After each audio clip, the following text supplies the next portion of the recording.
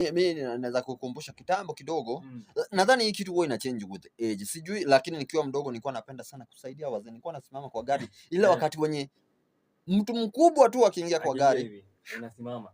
Unakalia lap ya mama. Lakini sasa kuna mzee mmoja, mzee alikuwa anafuga mbuzi. Alikuwa ni kama tuseme kwake ni South C na sisi tuko hapa South B. So alikuwa anatafutia, kwa Kikuyu anaitwa sijui ni mereo, ile food ya mbuzi wake.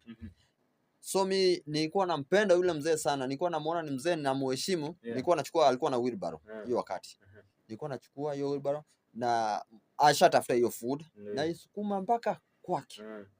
Na wengi tulikuwa tunasaidia hapo kwa sema unapata mama ametoka soko, amebeba ile kiondo yake, hapo sasa tunakuja, lakini tulikuwa tunaifanya na intention moja.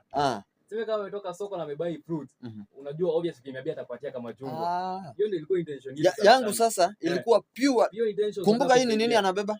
Food ya mbuzi. Chakula ya mbuzi. So hapo hakuna intention. Hakuna intention. Popote nikimpata daily.